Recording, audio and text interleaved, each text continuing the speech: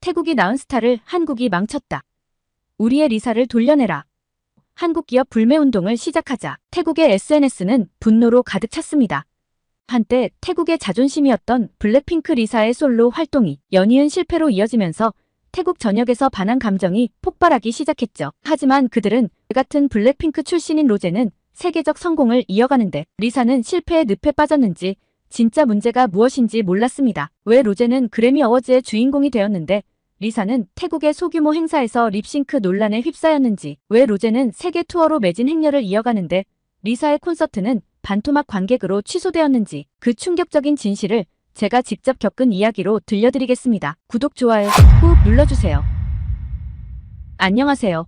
저는 태국 타마사 대학교 언론정보학과 3학년에 재학 중인 아리사통 수완이라고 합니다. 친구들은 저를 리사라이크라고 부르죠. 제가 이 이야기를 시작하게 된 것은 제가 경험한 한국의 놀라운 시스템과 그것이 제 인생을 어떻게 바꾸어 놓았는지 나누고 싶어서입니다. 저는 방콕 외곽의 평범한 가정에서 자랐어요. 어머니 혼자 저를 키우시면서 작은 식당을 운영하셨답니다. 아버지는 제가 5살 때 건설 현장 화물 운송을 하시다가 교통사고로 돌아가셨고, 그 후 어머니는 저를 위해 혼자 모든 것을 감당하셨죠. 우리 가족에게 큰 전환점이 된 것은 제가 고등학교 때 처음 블랙핑크의 리사를 알게 되면서부터였습니다. 같은 태국 사람으로서 세계적인 K-팝 스타가 된 리사를 보며 저는 큰 자부심을 느꼈어요. 특히 리사가 한국에서 성공하는 과정을 지켜보면서 저는 한국이라는 나라에 대해 더 깊은 관심을 가지게 되었답니다. 대학교에 입학하고 나서 저는 리사와 블랙핑크의 소식을 전하는 팬 계정을 시작했어요. 처음에는 그저 취미로 시작했던 일이었지만 제가 한국어를 독학으로 공부하면서 리사 관련 콘텐츠를 정확하게 번역하고 해석하는 능력을 인정받게 되었죠. 특히 리사의 인터뷰나 방송 출연 내용을 태국어로 번역하면서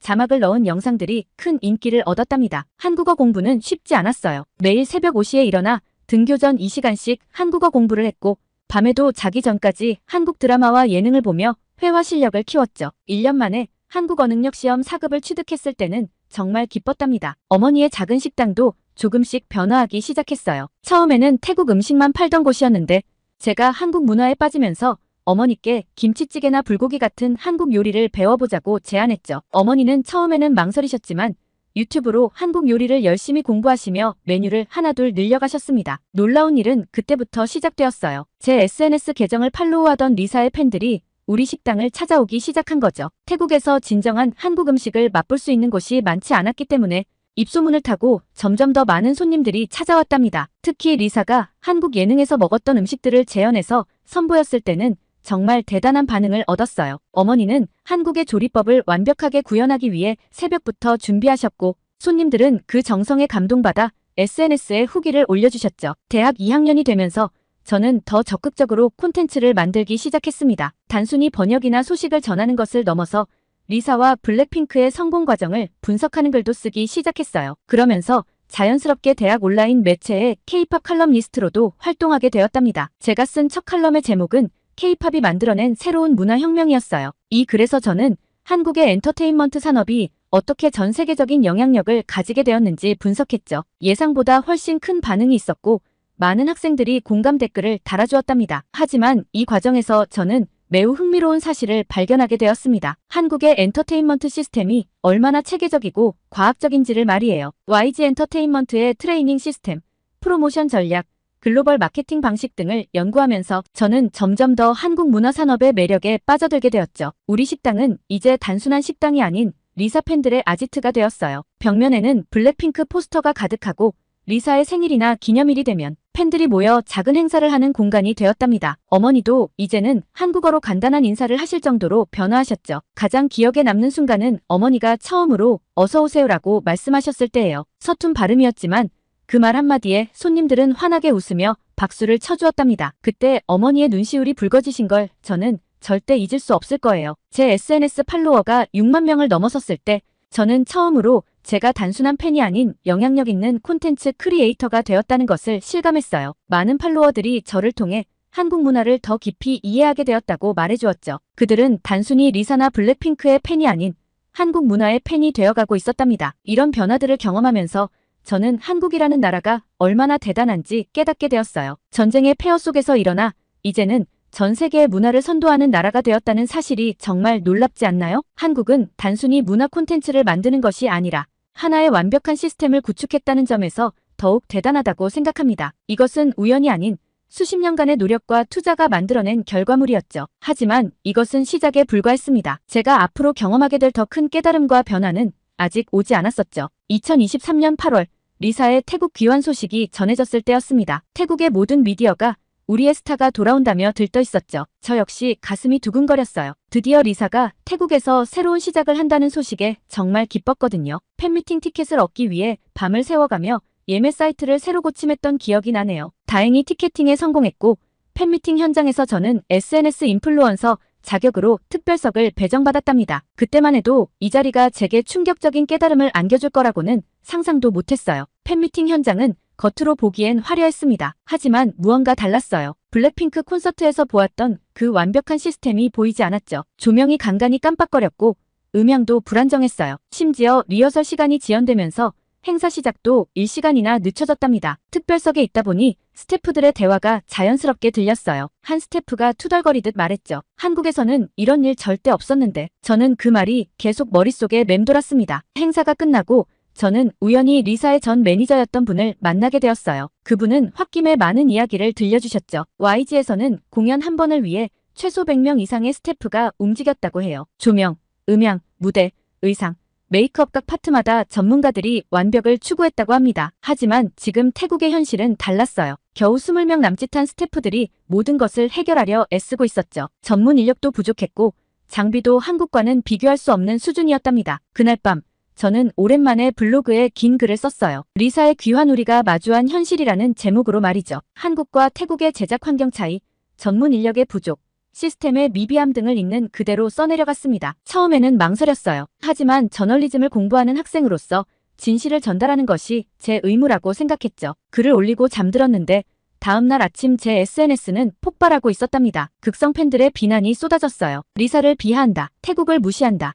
한국의 스파이라는 악성 댓글들이 달렸죠. 심지어 제 어머니의 식당 평점을 고의로 낮추는 일까지 발생했어요. 어머니는 걱정스러운 표정으로 말씀하셨죠. 아리사.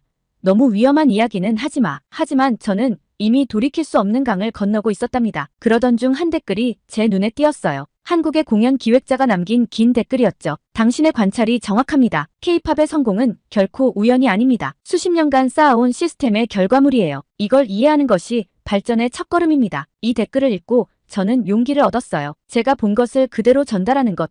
그것이 때로는 불편하더라도 필요한 일이라는 걸 깨달았죠. 팬심과 현실 사이에서 고민하면서도 저는 계속해서 제가 본 것을 기록했답니다. 특히 충격적이었던 건 리허설 현장이었어요. 한국에서는 완벽한 공연을 위해 수십 번의 리허설을 진행했다고 하는데 여기서는 겨우 2번의 리허설로 끝냈다고 해요. 장비 부족, 전문 인력 부재, 체계적인 시스템의 부재, 이 모든 것들이 결과물의 질에 영향을 미칠 수밖에 없었죠. 제 글은 점점 더 많은 주목을 받기 시작했어요. 비난하는 사람들도 있었지만 조용히 공감하고 지지해주는 사람들도 늘어났답니다. 특히 엔터테인먼트 업계 종사자들이 익명으로 정보를 제보해주기 시작했죠. 이제 저는 더 이상 맹목적인 팬이 아니었어요. 현실을 직시하고 그것을 기록하는 관찰자가 되어가고 있었죠. 때로는 고통스럽고 힘들었지만 이것이 진정한 성장의 과정이라는 것을 알게 되었답니다. 한국이 보여준 것은 단순한 성공이 아닌 시스템의 힘이었어요. 그들은 수십 년간 꾸준히 투자하고 발전시켜온 완벽한 시스템을 가지고 있었죠. 이제 우리도 그들에게서 배워야 할 때라고 생각했습니다. 하지만 이것은 시작에 불과했어요. 더 큰 폭풍이 저를 기다리고 있다는 것을 저는 그때는 몰랐답니다. 진실을 마주하는 것은 쉽지 않았지만 저는 더 깊이 파고들기로 결심했어요. 마침 대학교 미디어학과 수업에서 자유주제로 리서치 과제가 주어졌고 저는 K-팝 아이돌 육성 시스템 연구 YG 엔터테인먼트의 글로벌 성공 사례를 중심으로라는 주제를 선택했답니다. 처음에 교수님은 반대하셨어요. 너무 팬심에 치우친 주제 아니니?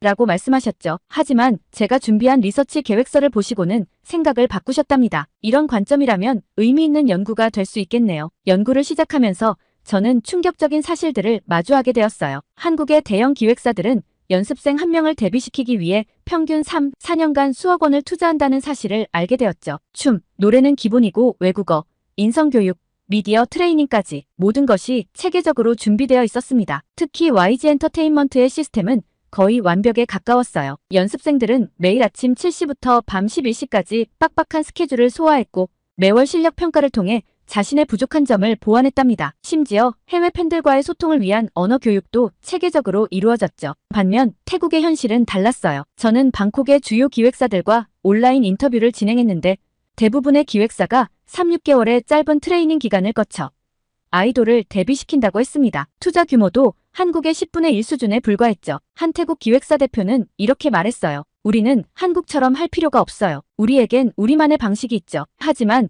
그 우리만의 방식이라는 게 구체적으로 무엇인지는 설명하지 못했답니다. 특히 충격적이었던 건 리사의 첫 솔로곡 제작 과정이었어요. 제가 팬으로서 지켜본 바로는 모든 것이 즉흥적이고 체계가 없어 보였습니다. 뮤직비디오 촬영 현장은 완벽한 카오스였죠. 조명이 고장나서 몇 시간을 기다리고 촬영 장비가 부족해서 스마트폰으로 일부 장면을 찍는 걸 보면서 가슴이 아팠어요. 한국에서는 한 편의 뮤직비디오를 찍기 위해 최소 일주일의 촬영 기간과 100명 이상의 스태프가 투입된다고 해요. 의상, 메이크업, 조명, 촬영, 특수효과 등 각 분야의 전문가들이 완벽한 결과물을 만들어내기 위해 밤낮 없이 노력한다고 합니다. 저는 이 모든 과정을 기록하기 시작했습니다. 틱톡에 15초짜리 비교 영상을 올렸어요. 한쪽에는 블랙핑크 시절 뮤직비디오 메이킹 필름을, 다른 쪽에는 현재 태국에서의 촬영 현장을 대비시켰죠. 우리에게 필요한 건 시스템입니다라는 자막과 함께요. 이 영상은 예상치 못하게 폭발적인 반응을 얻었어요. 24시간 만에 100만 뷰를 돌파했고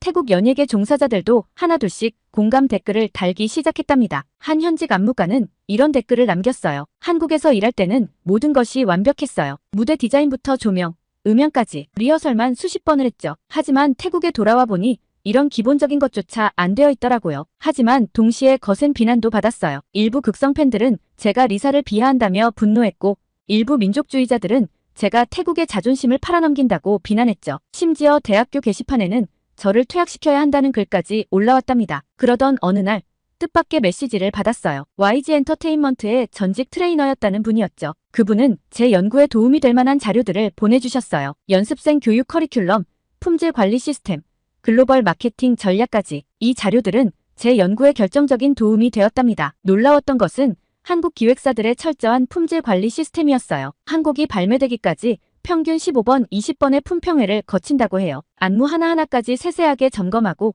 의상과 메이크업도 수십 번의 테스트를 거친답니다. 제 연구는 점점 더 깊어졌어요. 단순히 표면적인 비교가 아닌 시스템의 본질적인 차이를 파헤치기 시작했죠. 한국은 엔터테인먼트를 하나의 정밀한 과학으로 발전시켰다는 사실을 알게 되었어요. 그들의 성공은 결코 우연이 아니었던 거죠. 연구 결과를 정리해서 인스타그램에 시리즈로 올렸을 때 예상치 못한 반응이 왔어요. 태국의 주요 연예기획사 대표님께서 직접 연락을 주셨죠. 당신의 분석이 맞습니다. 우리는 변해야 해요. 함께 일해보지 않겠습니까? 이제 저는 단순한 팬을 넘어 우리나라 엔터테인먼트 산업의 변화를 이끌어낼 수 있는 위치에 서게 된 것 같아요. 때로는 두렵고 부담스럽지만 이것이 제가 가야 할 길이라고 믿습니다. 한국이 보여준 것은 단순한 성공 사례가 아니었어요. 그것은 체계적인 시스템, 끊임없는 혁신, 그리고 완벽을 향한 끝없는 노력이었습니다. 우리도 이제 그들에게서 배워야 할 때라고 생각해요. 솔직히 말씀드리면 제가 이렇게까지 큰 소용돌이에 휘말리게 될 줄은 몰랐어요. 제 연구가 화제가 되면서 리사의 솔로 활동과 관련된 불편한 진실들이 수면 위로 떠오르기 시작했답니다.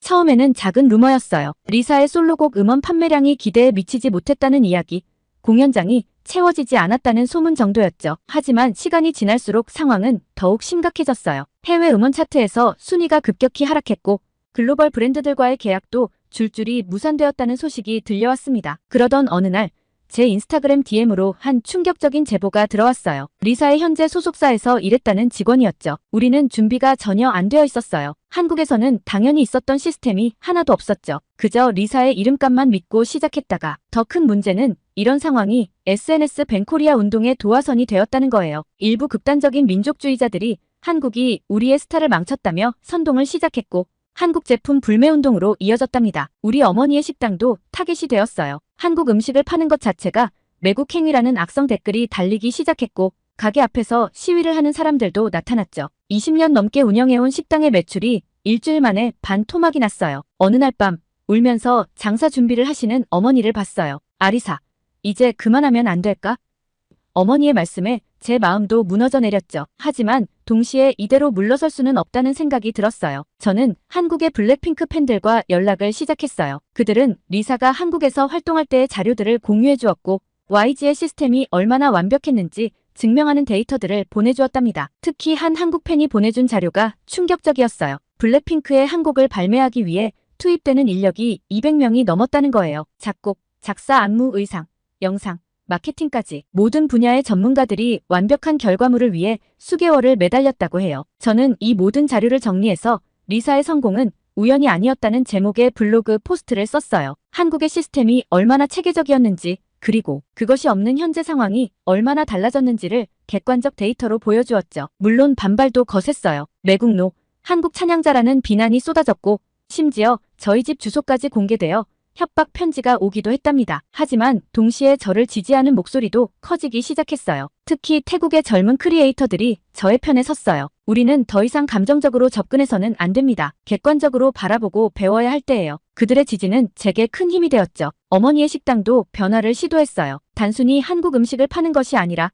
한국과 태국의 퓨전 요리를 개발하기 시작했죠. 김치 또명꿍, 불고기 팟타이 같은 메뉴들이 SNS에서 화제가 되면서 새로운 단골들이 생기기 시작했답니다. 가장 큰 변화는 제 자신에게 찾아왔어요. 더 이상 맹목적인 팬도 감정적인 비판자도 아닌 객관적인 관찰자가 되어가고 있었죠. 한국의 성공을 단순히 부러워하거나 비난하는 것이 아니라 그들의 시스템에서 배울 점을 찾아내려 노력했답니다. 지금 돌이켜보면 그 시기는 제게 큰 성장의 기회였어요. 진실을 추구하는 것이 때로는 고통스럽고 위험할 수 있지만 그것이 결국 우리를 발전시키는 원동력이 된다는 것을 깨달았답니다. 한국이 보여준 것은 시스템의 힘이었어요. 그들은 끊임없는 혁신과 투자로 세계적인 문화 강국이 되었죠. 우리도 이제는 그들의 성공을 인정하고 배우려는 자세를 가져야 할 때라고 생각했습니다. 진실을 마주하는 건 항상 고통스럽죠. 하지만 로제의 솔로 활동 성공 소식을 접하면서 저는 더 이상 감정적으로만 접근해서는 안 된다고 생각했어요. 객관적인 데이터로 현실을 직시해야 할 때였습니다. 저는 로제와 리사의 솔로 활동을 비교 분석하기 시작했어요. 유튜브 조회수, 음원 차트 순위, SNS 반응, 음악방송 출연 횟수까지 모든 지표를 꼼꼼히 살펴봤죠. 결과는 충격적이었습니다. 로제의 안더그라운드는 유튜브 뮤직비디오가 24시간 만에 2천만 뷰를 돌파했고 51개국 아이튠즈 차트 1위를 달성했어요. 스포티파이 글로벌 톱 10 진입은 K-팝 솔로 아티스트 최초의 기록이었죠. 더 놀라운 건 이 인기가 일시적이지 않았다는 거예요. 반면 리사의 솔로곡은 초반의 화제성을 이어가지 못했어요. 태국 국내 차트에서는 상위권을 유지했지만 글로벌 차트에서는 급격한 하락세를 보였죠. 특히 해외 음악 전문가들의 평가가 아쉬웠습니다. 이유가 궁금했어요. 저는 양측의 프로모션 전략을 심층적으로 분석하기 시작했습니다. YG 엔터테인먼트는 로제의 솔로 데뷔를 위해 1년 넘게 준비했더군요. 글로벌 프로모션 팀 50명이 전담으로 붙었고 각 대륙별 맞춤 전략을 세웠답니다. 특히 인상적이었던 건 음악 제작 과정이었어요. 세계적인 프로듀서들과의 협업, 무려 100번이 넘는 녹음 세션, 안무 연습만 3개월, 모든 것이 완벽을 향해 있었죠. 심지어 뮤직비디오 촬영을 위해 할리우드급 제작진이 참여했다고 해요. 이 모든 자료를 정리해서 Y시스템메러스라는 해시태그와 함께 SNS에 올렸어요. 그리고 의외의 반응이 왔습니다. 전 세계 팬들이 자발적으로 데이터를 보내주기 시작한 거예요. 한 팬은 로제의 미국 TV쇼 출연 영상을 분석해서 보내주었고 다른 팬은 각종 시상식과 행사에서의 리액션을 정리해 주었어요. 모두가 객관적인 시각으로 상황을 바라보기 시작했습니다. 그러다 누군가 리사의 선택은 실패였나? 라는 해시태그를 시작했어요. 처음에는 논란이 될까 걱정했지만 오히려 건설적인 토론의 장이 열렸답니다. 팬들은 리사를 비난하는 대신 그녀가 더 나은 환경에서 활동할 수 있는 방법을 고민하기 시작했어요. 특히 인상적이었던 댓글이 있었어요. 우리는 리사를 진정으로 사랑한다면 현실을 직시해야 해요. 지금 이 상황이 그녀의 재능을 온전히 빛내주고 있나요? 놀랍게도 제 분석 게시물은 K-팝 팬덤을 넘어 태국의 경제 전문가들도 관심을 보였죠. 한 음악산업 전문가는 이렇게 말했어요. 이것은 단순한 아이돌의 성공과 실패를 넘어선 산업 시스템의 차이를 보여주는 완벽한 사례 연구입니다. 한국은 엔터테인먼트를 하나의 정밀한 과학으로 발전시켰습니다. 제 분석이 주목받으면서 태국 내에서도 변화의 목소리가 나오기 시작했어요. 우리도 한국처럼 체계적인 시스템을 갖춰야 한다. 감정적인 대응이 아닌 객관적인 분석이 필요하다는 의견들이 나왔죠. 이제 사람들은 제 콘텐츠를 단순한 팬의 시각이 아닌 객관적인 산업 분석으로 받아들이기 시작했어요. 대학에서도 제 연구를 높이 평가해 주셨고 몇몇 교수님들은 이를 논문으로 발전시켜보라고 제안하셨답니다. 결국 이 모든 과정을 통해 저는 한 가지 확실한 결론에 도달했어요. 한국이 보여준 것은 단순한 연예산업의 성공이 아니었습니다. 그것은 시스템의 승리였고 철저한 준비와 투자의 결과물이었죠. 우리는 이제 감정적인 민족주의를 버리고 배울 건 배워야 할 때라고 생각해요. 리사의 이야기는 우리에게 값진 교훈을 주었답니다. 어느 날 밤 무심코 올린 60초짜리 틱톡 영상이 제 인생을 완전히 바꿔놓게 될 줄은 꿈에도 몰랐죠. 영상의 내용은 단순했어요. 한국과 태국의 연예기획사 시스템을 비교하는 내용이었죠. 한쪽 화면에는 YG 엔터테인먼트의 연습생 선발부터 데뷔까지의 과정을, 다른 쪽에는 태국 기획사들의 현실을 담았어요. 특히 제가 강조한 부분은 세 가지였어요. 첫째, 연습생 교육기간의 차이. 한국은 평균 4년, 태국은 6개월이라는 충격적인 차이가 있었죠.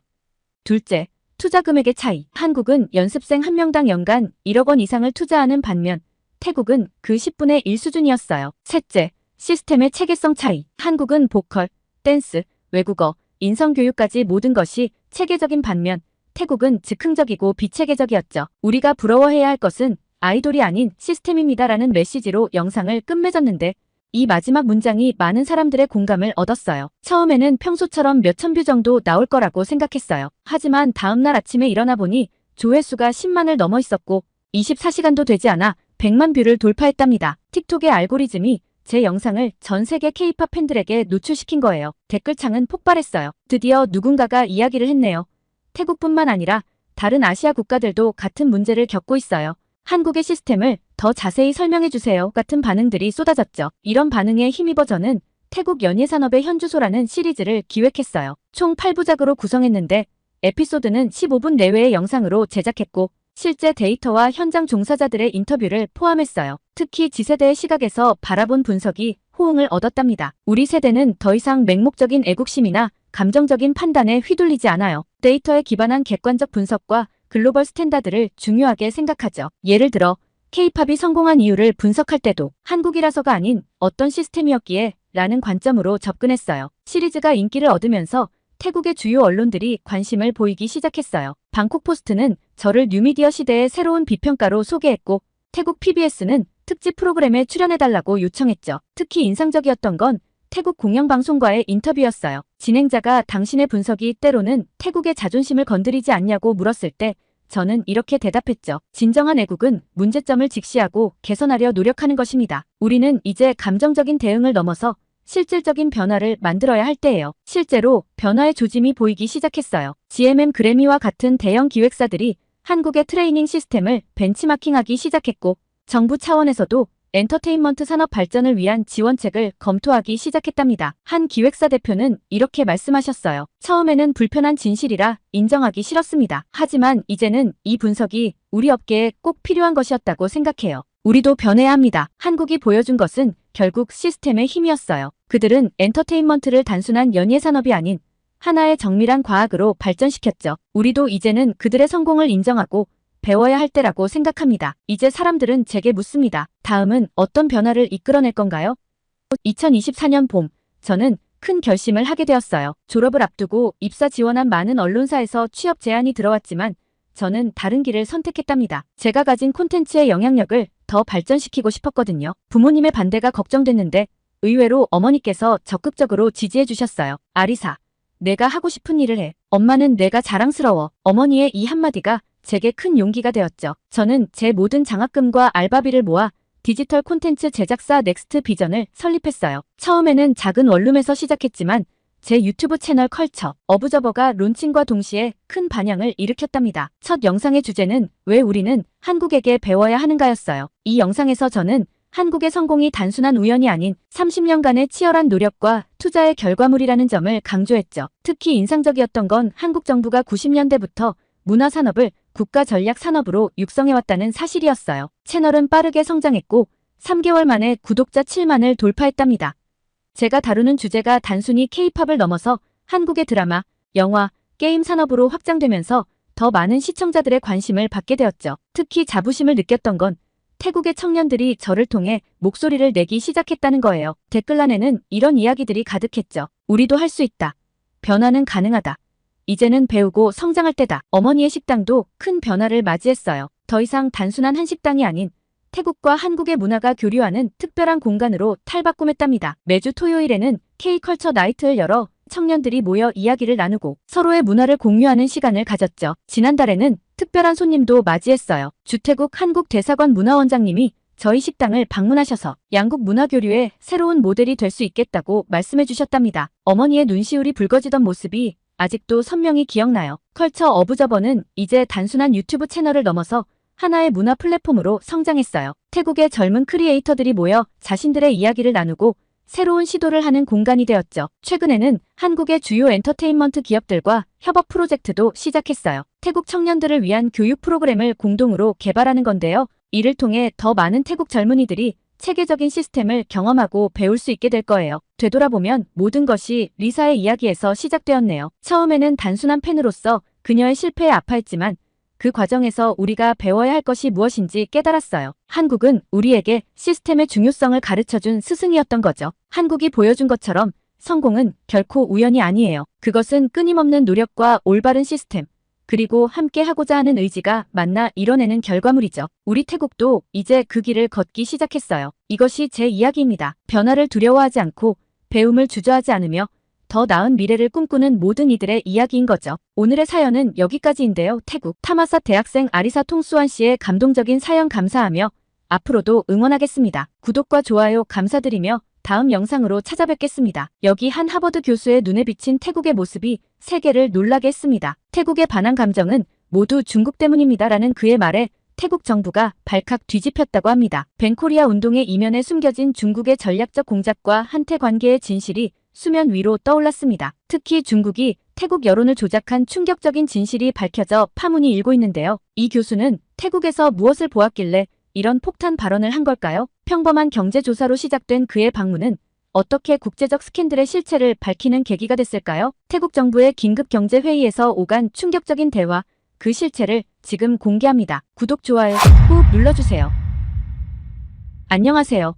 저는 하버드 대학교의 애나 마틴 교수입니다. 동아시아 경제학을 전공했고 특히 한국의 경제 발전 모델에 대해 오랫동안 연구해왔어요. 제 나이 45세, 영국 출신으로 옥스퍼드에서 학사와 석사를 마치고 하버드에서 박사 학위를 받았답니다. 처음 하버드에 부임했을 때만 해도 저는 한국에 대해 특별한 관심이 없었어요. 그저 동아시아의 여러 나라 중 하나였을 뿐이죠. 하지만 우연히 한국의 고도 성장에 대한 논문을 쓰게 되면서 한국이라는 나라에 매료되기 시작했습니다. 불과 반세기 만에 최빈국에서 선진국으로 도약한 나라, 게다가 그 과정에서 민주화까지 이룬 나라라니 정말 놀라웠어요. 제가 쓴 한국의 경제 발전 모델과 동남아시아의 적용 가능성이라는 논문이 세계적인 학술지에 실리면서 저는 이 분야의 전문가로 인정받게 되었습니다. 특히 한국의 발전 모델을 다른 아시아 국가들에 적용하는 방안에 대한 제 연구는 많은 관심을 받았어요. 작년 방콕에서 열린 아시아 경제 발전 포럼에서 제가 기조 연설을 했었는데 그때 태국의 고위 관료들과 인연이 닿았답니다. 제 발표 주제가 한국과 태국의 경제 협력 모델이었거든요. 당시 태국 경제부 차관이 특별히 관심을 보이셨죠. 그래서 그날 저녁 만찬에서 태국 측 인사들과 깊은 대화를 나눌 기회가 있었어요. 그들은 한국의 발전 경험을 태국에 적용하는 것에 대해 매우 관심이 많았답니다. 특히 제가 제시한 단계적 산업 발전 전략에 큰 흥미를 보였죠. 그런데 어느 날 예상치 못한 전화 한 통을 받게 됐습니다. 그때 만났던 태국 경제부 차관실에서 온 연락이었어요. 마틴 교수님, 차관 보좌관 쏨차이입니다. 저희가 긴급히 교수님의 도움이 필요합니다. 태국 정부를 대표해서 연락드립니다. 처음엔 무슨 일인가 싶었죠. 작년에 만난 이후로 몇 번 이메일을 주고받은 적은 있지만 이렇게 긴급한 연락은 처음이었으니까요. 최근 한국과의 무역 분쟁이 심각한 상황입니다. 특히 김수출 문제로 우리 해조류 시장이 큰 타격을 받고 있어요. 교수님의 전문적인 조언이 필요합니다. 교수님께서 양국의 경제관계를 깊이 연구하셨기에 도움을 요청드립니다. 전화를 끊고 나서 바로 관련 자료들을 찾아보기 시작했어요. 놀랍게도 태국에서는 벤코리아 운동이 빠르게 확산되고 있었답니다. SNS에서는 한국 제품 불매 운동이 들불처럼 번지고 있었고 한국 관광 거부 운동까지 시작되고 있었어요. 제 연구실 책상에 앉아 자료들을 검토하면서 이 사태가 단순한 경제 문제가 아니라는 걸 직감했습니다. 표면적으로는 김수출 문제였지만 그 이면에는 더 복잡한 무언가가 있는 것 같았어요. 방콕행을 결정하기 전 태국 현지 신문들을 살펴봤습니다. 헤드라인들이 꽤나 자극적이었어요. 한국의 경제 침략, 태국 시장을 삼키려는 한국, 오만한 한국, 이제 그만, 이런 제목들이 가득했죠. 사실 저도 처음에는 한국 측에 문제가 있을 거라고 생각했어요. 제가 알던 한국은 수출 지향적 경제 정책을 펼치면서 종종 무역 분쟁에 휘말리곤 했으니까요. 하지만 이상했어요. 김 수출로 이렇게까지 큰 반발이 일어나다니요. 짐을 꾸리면서도 계속 의문이 들었습니다. 태국 사람들은 원래 한국에 대해 우호적이었잖아요. K-드라마, K-팝이 인기 있는 나라 아닌가요? 무언가 다른 이유가 있을 것 같았어요. 방콕행 비행기를 타기 전 마지막으로 제 학과 사무실에 들렀습니다. 조교가 한 장의 신문을 건네줬어요. 태국의 영자신문이었는데 한국 식품의 태국 시장 점유율이 급증했다는 내용이었죠. 특히 김 제품은 전년 대비 300% 이상 증가했다고 해요. 비행기에 올라 자리에 앉으며 생각했습니다. 이건 단순한 경제 분석가의 일이 아니겠구나. 두 나라 사이에 무슨 일이 벌어지고 있는 걸까? 창밖으로 구름을 바라보며 이번 방문이 제 예상을 훨씬 뛰어넘는 무언가가 될 거란 느낌이 들었어요. 그리고 그 예감은 적중했답니다. 제가 방콕에서 마주하게 될 진실은 제가 알고 있던 모든 것을 뒤흔들어 놓을 만큼 충격적인 것이었으니까요. 비행기가 이륙하면서 저는 노트북을 켜고 제가 가진 모든 자료를 다시 한번 검토하기 시작했습니다. 이번 일이 제 경력에서 가장 큰 도전이 될 거란 걸 직감했거든요. 그리고 그 예감은 정확했답니다. 방콕에 도착한 첫날 태국 경제부 청사에서 긴급 회의가 열렸습니다. 회의실에 들어서자 무거운 공기가 느껴졌어요. 태국의 주요 경제 관료들이 모두 모여 있었고 그들의 표정은 하나같이 심각해 보였죠. 마틴 교수님, 오늘 와주셔서 감사합니다. 제가 알고 지내던 쏨차이 보좌관이 먼저 말을 걸었어요. 지금 상황이 매우 심각합니다. 우리 해조류 산업이 무너지고 있어요. 회의가 시작되자 경제부 차관이 현황을 설명하기 시작했습니다. 프로젝터에는 각종 그래프와 통계 자료가 나타났어요. 한국산 김의 태국 시장 점유율이 가파르게 상승하는 곡선이 눈에 띄었죠. 한국이 불공정한 방식으로 우리 시장을 잠식하고 있습니다.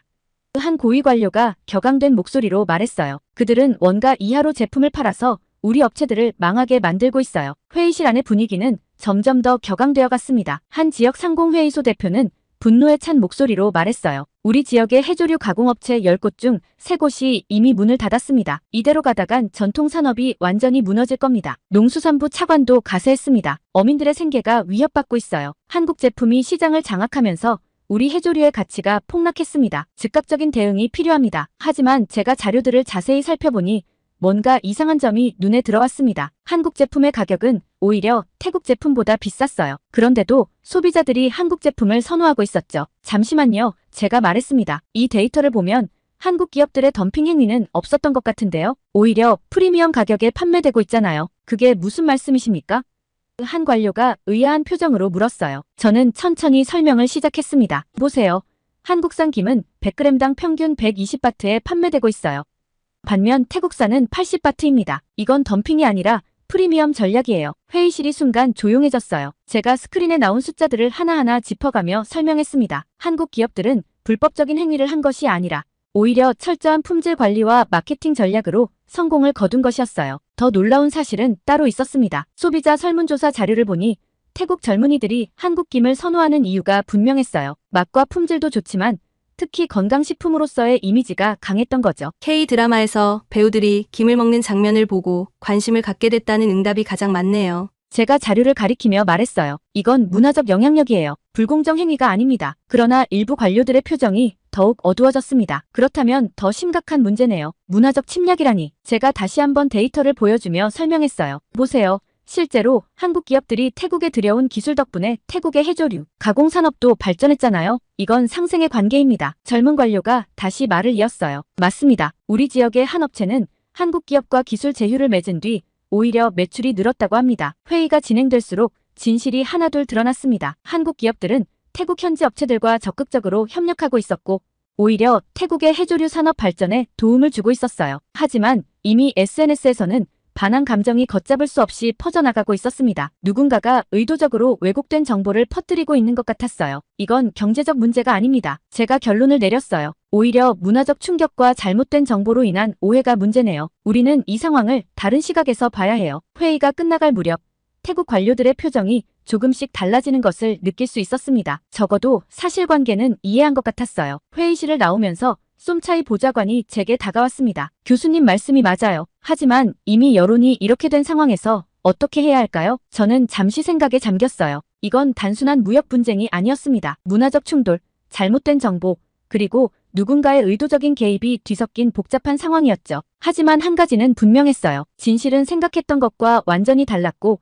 이 사실을 어떻게 전달할 것인지가 중요한 과제가 된 것입니다. 호텔로 돌아오는 차 안에서 저는 오늘 본 자료들을 다시 한번 정리해 보았어요. 이 상황을 해결하기 위해서는 단순한 경제적 분석을 넘어선 무언가가 필요하다는 걸 깨달았습니다. 그리고 그 해답은 예상치 못한 곳에서 찾게 될 줄은 그때는 몰랐답니다. 호텔로 돌아와 침대에 앉아 있는데 문득 제 제자 아티가 생각났어요. 2년 전 그 일은 제가 한국에 대해 강한 반감을 가지게 된 계기였죠. 아티는 제가 하버드에서 만난 가장 똑똑한 학생 중 하나였어요. 태국 방콕 출신으로 동남아시아 경제 발전을 연구하던 박사과정 학생이었답니다. 특히 그의 연구 주제가 인상적이었어요. 한국의 경제 발전 모델이 태국에 주는 시사점이었거든요. 제 수업에서도 항상 예리한 질문을 던지곤 했죠. 다른 학생들이 아직 생각하지 못한 관점에서 문제를 바라보는 능력이 탁월했어요. 그래서 저는 아티를 제 연구 프로젝트에도 참여시켰답니다. 교수님, 제 부모님은 10년 넘게 한국에서 살고 계세요. 어느 날 아티가 제 연구실을 찾아와 이야기했던 게 기억나요. 서울에서 태국 식당을 운영하시는데 현지 한국 분들도 많이 찾아주신대요. 그의 눈빛에서 자부심이 느껴졌어요. 부모님이 한국에서 성공적으로 정착해 살고 계시다는 것이 그에겐 큰 자랑이었나 봅니다. 아티는 종종 부모님의 식당 이야기를 들려주곤 했어요. 한국 손님들이 태국 음식을 좋아하게 되는 과정, 문화적 차이를 극복해가는 이야기들이었죠. 하지만 그로부터 몇 개월 후 아티가 울면서 제 연구실로 찾아왔어요. 교수님, 부모님이 한국에서 추방당하셨어요. 저 학업을 중단하고 태국으로 돌아가야 할 것 같아요. 그때 저는 정말 충격을 받았어요. 10년이나 한국에서 살았던 사람들을 그렇게 갑자기 추방한다니 너무나 비인도적으로 느껴졌죠. 한국이라는 나라를 다시 보게 된 순간이었어요. 아티의 부모님은 모든 것을 버리고 급하게 태국으로 돌아와야 했다고 해요. 10년 동안 일구어온 가게도 한국에서 만든 인연도 모든 것을 하루아침에 잃어버린 거죠. 그런데 오늘 태국 정부 관계자들과 이야기를 나누면서 놀라운 사실을 알게 됐습니다. 제가 모르고 있던 진실이 있었던 거예요. 마틴 교수님, 그때 상황을 아시나요?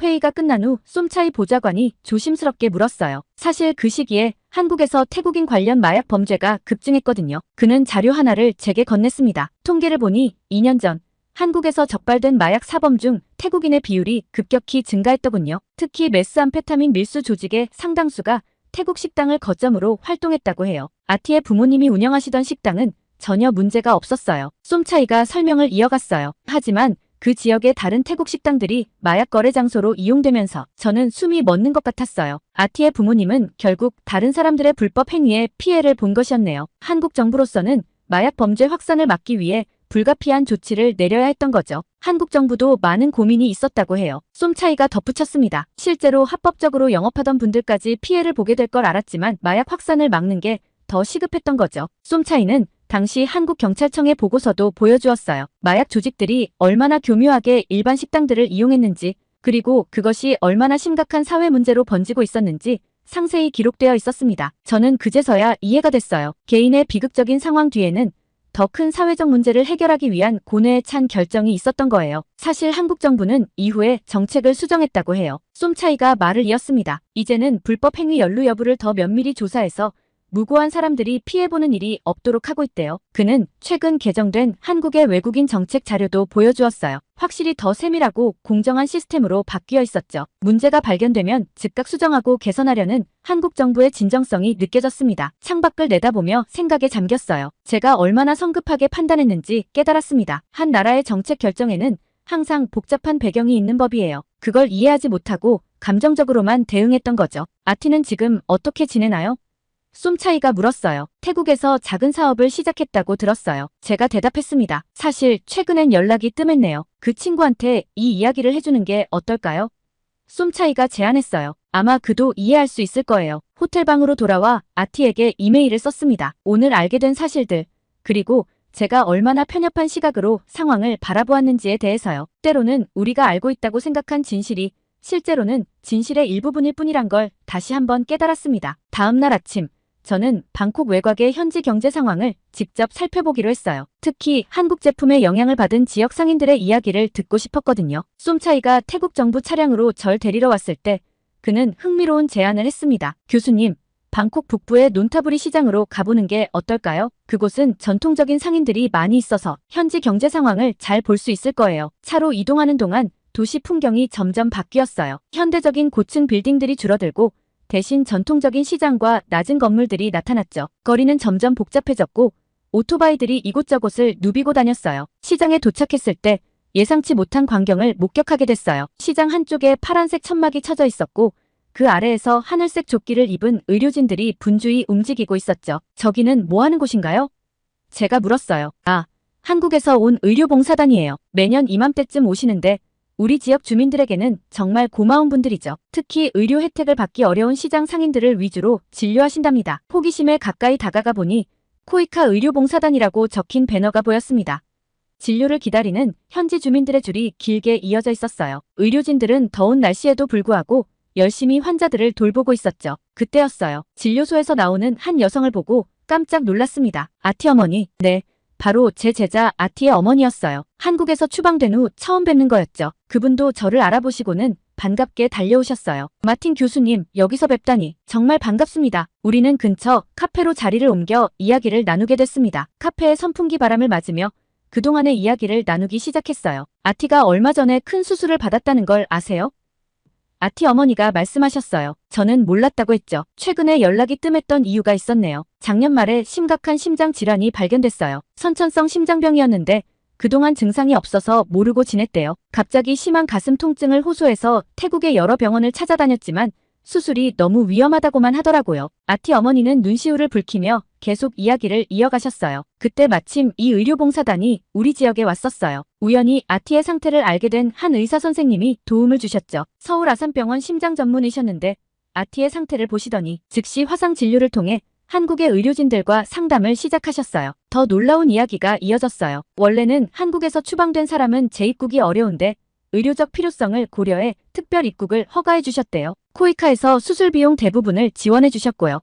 한국의 의료진들은 새로운 시술법으로 아티의 심장병을 치료해 주셨어요. 그때 마침 점심시간이었는지 멀리서 아티가 다른 봉사자들과 함께 걸어오고 있었어요. 교수님.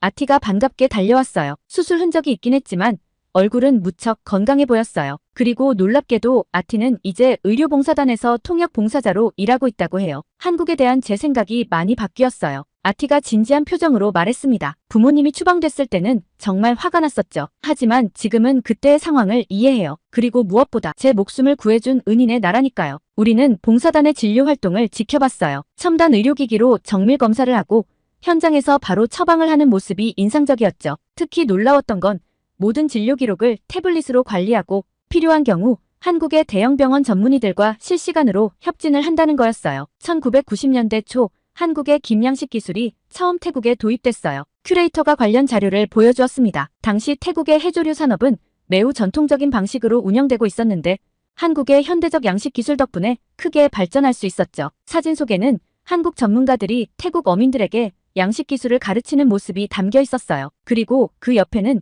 현대화된 태국의 해조류 가공 공장 모습도 있었고요. 지금 우리가 수출하는 해조류 제품의 상당수가 한국 기술로 만들어지고 있어요. 쏨차이가 덧붙였습니다. 사실 최근 논란이 된 김 시장 문제도 우리가 이 역사를 잊어버린 탓이 큽니다. 박물관 마지막 섹션에는 현재 양국의 교류를 보여주는 전시가 있었어요. K-팝 공연부터 한류 드라마, 그리고 양국 간의 활발한 관광 교류까지. 보세요, 교수님. 쏨차이가 한 통계 자료를 가리켰어요. 지난해 한국을 방문한 태국인이 60만 명이 넘고 태국을 찾은 한국인은 200만 명에 달해요. 이건 단순한 관광이 아닌 문화적 교류입니다. 특히 인상적이었던 건 최근 양국 청년들의 교류 프로그램이었어요. 한국어를 배우는 태국 학생들, 태국에서 창업을 준비하는 한국 청년들의 모습이 담긴 사진들이었죠. 우리는 서로에게 매우 특별한 파트너예요. 큐레이터가 말했습니다. 70년 전 전쟁의 혈맹으로 시작해서 이제는 문화와 경제로 이어지는 깊은 인연이죠. 박물관을 나오면서 저는 깊은 생각에 잠겼어요. 제가 그동안 얼마나 피상적으로 양국 관계를 보고 있었는지 깨달았거든요. 이건 단순한 무역 관계가 아니었어요. 70년이 넘는 세월 동안 함께 성장해온 진정한 동반자 관계였던 거죠. 교수님, 쏨차이가 말했어요. 이제 현재의 갈등을 어떻게 봐야 할지 도움이 되었나요? 저는 고개를 끄덕였어요. 지금의 문제는 이런 역사적 맥락 속에서 바라봐야 했습니다. 그리고 그 속에서 해결책도 찾을 수 있을 것 같았어요. 호텔로 돌아오는 길에 들른 식당에서 저는 흥미로운 광경을 목격했어요. 태국 청년들이 김밥을 만들고 있었는데 한국식 김밥에 태국의 향신료를 가미한 독특한 퓨전 음식이었죠. 이게 바로 우리가 나아가야 할 방향 아닐까요? 쏨차이가 미소를 지으며 말했어요. 서로의 장점을 살려 새로운 것을 만들어내는 거요. 그날 밤 창밖의 방콕 야경을 보며 생각했습니다. 역사는 우리에게 많은 것을 가르쳐주는 스승이에요. 그리고 때로는 현재의 문제를 해결할 열쇠도 과거 속에 있다는 걸 말이죠. 그날 저녁, 태국 경제부는 방콕에서 가장 오래된 타이 레스토랑 중 하나인 블루 엘리펀트에서 만찬을 준비했어요. 100년 된 티크 목재 건물은 태국의 전통미가 가득했고 난초향이 은은하게 퍼지는 독립된 공간에서 정부 관계자들과 편안한 대화를 나누게 됐죠. 처음에는 태국 음식과 문화에 대한 가벼운 대화가 오갔어요. 경제부 차관은 제게 태국의 대표 음식인 톰양꿍의 유래를 설명해 주셨고 다른 관료들은 각 지역의 특색 있는 음식들을 소개해 주었죠. 마틴 교수님은 한국 음식도 좋아하시나요? 한 관료가 물었어요. 네, 특히 비빔밥을 정말 좋아해요. 사실 오늘 우리가 논의하고 있는 김 수출 문제도 양국의 음식 문화가 서로 영향을 주고받은 좋은 예시라고 생각해요. 이야기가 자연스럽게 현안으로 흘러가던 중이었어요. 마틴 교수님, 이쪽은 우리 IT 보안팀의 메이 분석가입니다. 쏨차이가 젊은 여성 직원을 소개했어요. SNS상의 여론 분석을 담당하고 있죠. 메이는 조용히 고개를 숙여 인사했지만 그녀의 눈빛에서 뭔가 말하고 싶어하는 기색이 역력했어요. 잠시 후 그녀가 조심스럽게 입을 열었습니다. 교수님, 최근 벤코리아 운동과 관련해서 굉장히 이상한 패턴을 발견했습니다. 메이가 태블릿을 꺼내며 말했어요. 처음에는 단순한 소비자 운동이라고 생각했는데 데이터를 분석해보니 그녀가 보여준 화면에는 복잡한 그래프와 도표들이 있었어요. 특히 눈에 띄는 건 특정 해시태그들의 갑작스러운 증가였죠. 이상한 점을 발견했어요. 반한 감정을 부추기는 게시물들이 처음에는 소수의 계정에서 시작됐는데 이 계정들의 IP 주소가 모두 중국으로 추적됩니다. 식사 자리의 분위기가 순식간에 긴장감으로 가득 찼어요. 경제부 차관이 메이에게 더 자세한 설명을 요청했죠. 이 계정들은 24시간 내내 끊임없이 게시물을 올렸어요. 일반적인 사용자 패턴과는 완전히 달랐죠. 봇이 자동으로 게시하는 것처럼요. 메이는 계속해서 충격적인 증거들을 보여줬어요. 가짜 뉴스를 퍼뜨리는 웹사이트들의 서버 위치도 대부분 중국이었고 허위 정보를 확산시키는 계정들은 모두 비슷한 시점에 만들어졌다고 해요. 그래서 최근 시장 점유율 변화도 살펴봤습니다. 메이가 다른 자료를 보여줬어요. 한국 제품에 대한 불매운동이 시작된 직후 중국 제품이 그 자리를 빠르게 채워 넣었어요. 정교한 전략이었어요. 한국 제품에 대한 불신을 조장하고 그 빈자리를 중국 제품이 차지하는 거죠. 더 놀라운 건 한국 기업들의 태국 사회, 공헌 활동 관련 게시물들이 의도적으로 알고리즘에서 제외되고 있다는 거예요. 메이가 설명을 이어갔어요. 자료를 보니 한국 기업들은 매년 수백억 원 규모의 사회 공헌 활동을 태국에서 진행하고 있었어요. 장학금 지원, 직업훈련 프로그램, 환경보호 활동 등 다양했죠. 경제부 장관이 자리에서 일어났어요. 이건 국가 안보 문제로 다뤄야 할 것 같습니다. 당장 내일 아침 긴급회의를 소집하겠습니다. 자리가 파할 무렵 메이가 저에게 다가왔어요. 교수님, 사실 이런 분석 결과를 발표하기까지 많은 고민이 있었어요. 하지만 우리나라가 다른 나라의 전략적 공작에 이용되는 걸 더 이상 보고만 있을 수 없었거든요. 다음 날 아침 일찍 태국 정부는 긴급 회의를 소집했어요. 메이의 분석 자료가 하나씩 공개되자 회의실은 술렁였고 특히 중국의 개입이 밝혀지자 분위기는 심각해졌죠. 이건 단순한 무역 분쟁이 아닙니다. 경제부 장관이 말했어요. 우리 국민의 감정이 외부 세력에 의해 교묘하게 조작된 거군요. 회의 결과 태국 정부는 즉시 진상조사위원회를 구성하기로 했어요. 동시에 허위정보 근절을 위한 특별팀도 만들어졌죠. 구체적인 대응 방안도 논의됐습니다. 첫째, SNS상의 허위정보를 실시간으로 모니터링하고 대응하는 시스템을 구축하기로 했어요. 둘째, 한국 기업들의 진정성 있는 사회공헌 활동을 더 적극적으로 알리기로 했죠. 셋째, 양국 간의 문화적 이해를 높이기 위한 교류 프로그램도 확대하기로 했습니다. 무엇보다 중요한 건 국민들에게 진실을 알리는 거예요. 쏨차이가 말했어요. 하지만 너무 감정적인 대응은 삼가야 할 것 같습니다. 중국도 중요한 파트너니까요. 그날 저녁 호텔 라운지에서 쏨차이와 마지막 대화를 나눴어요. 그는 제게 흥미로운 제안을 했습니다. 교수님, 다음 주에 치앙마이에서 아세안 경제 포럼이 열립니다. 거기서 이번 사태의 교훈을 공유하면 어떨까요? 다른 동남아 국가들도 비슷한 문제를 겪고 있을 수 있으니까요. 좋은 생각이에요. 제가 답했어요. 하지만 중국을 자극하지 않는 선에서 진행해야겠죠. 디지털 시대의 국제관계와 진실성 있는 정보의 중요성 정도로 주제를 잡으면 어떨까요? 쏨차이가 미소를 지었어요. 역시 교수님다워요. 늘 균형 잡힌 시각을 잃지 않으시네요. 창밖으로 방콕의 야경이 빛나고 있었어요. 도시의 불빛들이 마치 진실의 빛처럼 느껴졌죠. 비록 진실을 마주하는 과정은 고통스럽지만 그것이 더 나은 미래를 위한 첫걸음이 될 거라는 희망이 보였습니다. 내일이면 이 모든 내용이 태국 내각에 보고될 예정이고 새로운 한태 관계가 시작될 것입니다. 그리고 이번 일은 분명 양국 관계사에서 중요한 전환점으로 기록될 거예요. 방콕에서의 마지막 밤, 저는 아티에게 긴 이메일을 썼습니다. 그동안 있었던 일들과 우리가 발견한 진실, 그리고 앞으로의 희망에 대해서요. 메일을 보내고 창밖을 바라보니 멀리 차오프라야 강이 달빛에 반짝이고 있었습니다. 하버드로 돌아온 지 6개월이 지났어요. 한태관계의 새로운 지평이라는 제목의 특별 강의 시리즈가 큰 호응을 얻고 있었어요. 매주 화요일마다 강의실은 학생들로 가득 찼고 온라인으로는 전 세계에서 수강생들이 참여했죠. 특히 기억에 남는 건 지난주 강의였어요. 화상으로 참여한 아티가 자신의 경험을 나눴거든요. 그는 이제 한국의 대기업 태국지사에서 중역으로 일하고 있었어요. 교수님 덕분에 제 인생이 바뀌었어요. 아티가 말했죠. 이제는 양국의 가교 역할을 하면서 제가 받은 은혜를 갚고 있답니다. 강의 시리즈의 성공을 계기로 하버드와 출라롱콘 대학은 공동 연구 프로젝트를 시작했어요. 아시아의 경제 협력과 문화 교류라는 주제로 양국의 학자들이 함께 연구하고 있죠. 얼마 전에는 방콕에서 첫 번째 태국 경제협력 포럼이 열렸어요.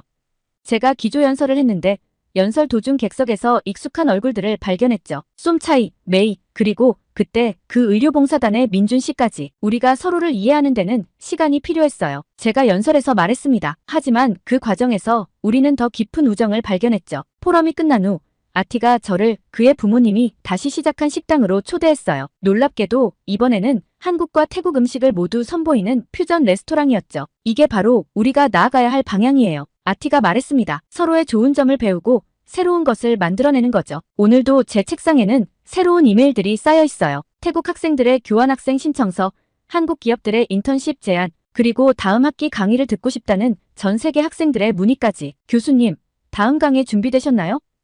조교가 문을 두드렸어요. 네, 이제 시작하죠. 제가 대답했습니다. 오늘의 사연은 여기까지인데요. 하버드대 애나 마틴 교수님의 감동적인 사연 감사하며 앞으로도 응원하겠습니다. 구독과 좋아요 감사드리며 다음 영상으로 찾아뵙겠습니다. 해가 저물어갈 무렵 의료봉사단은 하루의 진료를 마무리했어요. 아티는 마지막 환자의 통역을 돕고 있었고 다른 의료진들은 장비를 정리하고 있었죠. 저녁이 되어 진료소를 정리하는 모습을 보면서 생각했습니다. 이것이 진정한 의미의 국제협력이 아닐까요? 경제적 이익을 넘어서 인류애를 실천하는 모습 말이에요. 호텔로 돌아오는 길에 쏨차이가 말했어요. 교수님, 이제 아시겠어요? 우리가 한국에 대해 오해하고 있던 게 많았나 봐요. 저는 고개를 끄덕였습니다. 이제야 진짜 한국을 보기 시작한 것 같다는 생각이 들었어요. 오늘 본 것은 단순한 의료봉사가 아닌 진정한 국제협력과 인도주의적 가치의 실현이었으니까요. 그날 저녁 쏨차이가 저를 방콕의 한 역사박물관으로 초대했어요. 교수님, 우리가 몰랐던 한국과 태국의 역사를 보여드리고 싶습니다. 박물관 한쪽 벽면에는